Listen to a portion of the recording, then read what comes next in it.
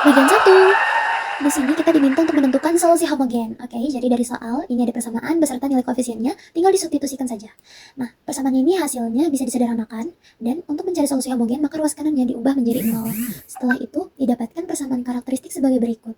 Selanjutnya kita akan mencari nilai akar-akar dari persamaan karakteristik tersebut.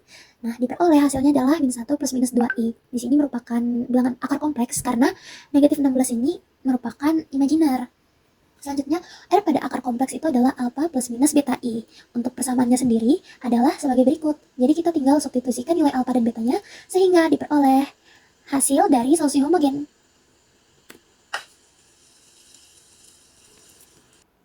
Bagian 2. Nah, di sini kita diminta untuk menentukan solusi non-homogen. Mirip seperti yang pertama, jadi kita mensubstitusi nilai koefisien dari persamaan yang telah diberikan, sehingga didapatkan persamaan baru. Nah, di sini ada solusi khusus. Jadi XP-nya itu adalah A cos 3T plus B sin 3T. Nah, di sini kita juga mencari turunan pertama dan turunan kedua. Tujuannya adalah untuk mensubstitusi ke persamaan yang ini. Setelah itu, kita tinggal substitusikan saja, jadi hasilnya adalah sebagai berikut. Nah, di sini bisa kita kelompokkan yang cos dengan cos, sin dengan sin, sehingga kita didapatkan persamaan seperti ini. Min 4A plus 6B sama dengan 3 itu karena dia merupakan bagian dari cos. Dan ke bawahnya pun seperti itu. Kemudian, kita tinggal menggunakan persamaan yang pertama untuk mencari nilai A, dan persamaan yang ketiga untuk mencari nilai B. Setelah itu, fungsi dari yang pertama kita dapatkan sebelumnya, itu kita substitusi dengan nilai A dan B yang telah diketahui, sehingga kita mendapatkan hasil dari solusi non-homogen. Jadi teman-teman, untuk menjawab persoalan nomor 3, kita menggunakan bentuk umum solusi lengkap, yaitu X sama dengan X P plus X P. Jadi ini tuh meliputi solusi homogen dan non-homogen. Solusi homogen ini menggambarkan respon alat sistem tanpa gaya luar. Solusi homogen ini sudah didapatkan melalui perhitungan yang sebelumnya. Lalu non-homogen atau partikular merupakan menggambarkan respon sistem akibat gaya luar yang bekerja. Jadi setelah kita menemukan solusi homogen dan non-homogen, kita substitusikan ke dalam bentuk umum solusi lengkapnya tadi. Jadi didapatkan hasil solusi lengkap sistem getaran mesin adalah XT sama dengan E min T, C1 cos 2T plus C2 sin 2T, min 3/13 cos 3T plus 9/26 sin 3T. Jadi nilai C1 dan C2 ini masih belum diketahui, sehingga perlu ditentukan menggunakan syarat awal pada tahap berikutnya. Nama saya Muhammad Rizky Dipti dengan NIM 07251020 dari Program Studi Teknik Sipil Angkatan 2025. Pada kesempatan ini saya akan mempresentasikan hasil pengerjaan nomor 4 dan nomor 5 mengenai analisis getaran mesin produksi menggunakan persamaan diferensial.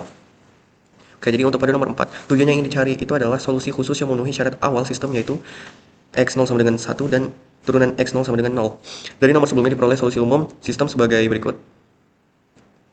Oke, langkah pertama adalah kami menentukan nilai konstanta C1 terlebih dahulu dengan cara mensubstitusikan syarat awal X0 sama dengan 1. Sehingga nanti diperoleh konstanta C1 sama dengan 16/13. Lalu yang kedua, kami menentukan nilai konstanta C2 dengan cara menurunkan fungsi XT, kemudian digunakan syarat awal kedua yaitu turunan X0 sama dengan 0, sehingga nanti diperoleh nilai C2 sama dengan 5/52. Sehingga nanti itu solusi akhir yang memenuhi syarat awal yaitu sebagai berikut. Lalu untuk pengerjaan nomor 4, di mana nomor 4 ini kami diminta untuk menggambarkan grafik solusinya. Persamaan yang diperoleh digunakan untuk membuat grafik simpangan terhadap waktu.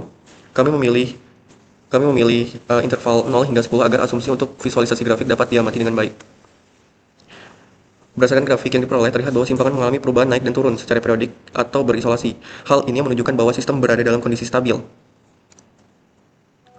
Untuk kesimpulannya ialah dengan menggunakan syarat awal X0 sama dengan 1 dan turunan X0 diperoleh solusi khusus yaitu sebagai berikut.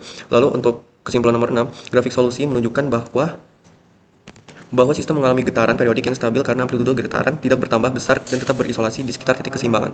Sekian dari saya, terima kasih. Baik, saya akan menjelaskan untuk soal nomor 6, yaitu eksplorasi parameter dengan mengubah nilai koefisien redaman menjadi C sama dengan 1, C sama dengan 4, dan C sama dengan 10. Lalu bandingkan amplitudo getaran, kecepatan redaman, dan kestabilan sistem. Diketahui M sama dengan 2, C sama dengan 4, K sama dengan 10, F0 sama dengan 6, dan W sama dengan 3. Yang pertama, yaitu saya mencari nilai keredaman kritis. Kemudian ke perbandingan, yaitu yang pertama amplitudo getaran. Rumusnya A sama dengan F0 per akar dari K dikurang M kali W kuadrat, lalu dikuadratkan, ditambah C kali W kuadrat. Lalu dimasukkan angkanya. Untuk C4 sama hasilnya 0,416. Untuk C sama dengan 10 sama hasilnya 0,193. Yaitu yang kedua, kecepatan redaman menggunakan E pangkat min C per 2M. Jadi C per 2M. Lalu dihasilkan A sama dengan C per 4 karena M sama dengan 2. Kemudian dihitung C sama dengan 1 itu didapat A sama dengan 1 per 4 sama dengan 0,25. Jadi dihasilkan E pangkat min 0,25T. Untuk C sama dengan 4 sama dimasukkan angkanya jadi 4/4 sama dengan 1. Dihasilkan E pangkat min T. Kemudian untuk C sama dengan 10, 10/4 sama dengan 2,5. Dihasilkan E pangkat min 2,5 T. Lalu yang ketiga, kestabilan sistem. C sama dengan 1, tadi 1 lebih kecil dari 8,94. Jadi sistemnya underdamped, kurang stabil karena membutuhkan waktu yang lama untuk mencapai keadaan setimbang. Untuk C sama dengan 4, 4 lebih kecil dari 8,94. Sistemnya underdamped, cukup stabil karena osilasi lebih cepat mereda. Untuk C sama dengan 10, 10 lebih besar dari 8,94. Sistemnya overdamped, paling stabil karena tidak terjadi osilasi dan gangguan cepat diredam. Kesimpulannya, semakin besar koefisien redaman, maka semakin stabil sistem karena amplitude getaran semakin kecil dan sistem lebih cepat kembali keadaan setimbang. Untuk soal nomor 7 di sini kita diminta untuk menginterpretasi hasil terhadap kestabilan mesin. Jika dilihat dari soal nomor 6, di sini kita diberikan nilai koefisien redaman atau nilai C itu bernilai positif, yaitu C sama dengan 1, C sama dengan 4, dan C sama dengan 10. Maka dapat dikatakan secara matematis sistem bersifat stabil karena memiliki nilai koefisien redaman bernilai positif. Akibatnya, getaran transien akan berkurang dan akhirnya hilang seiring berjalannya waktu. Kita lanjutkan pada nomor 8. Bagaimana pada nomor 8 kita diminta untuk mencari nilai koefisien redaman yang paling sesuai. Dapat dilihat pada soal nomor 6 sebelumnya, setelah dilakukan perhitungan, di sini kita memperoleh untuk nilai redaman kritisnya bernilai 8,94.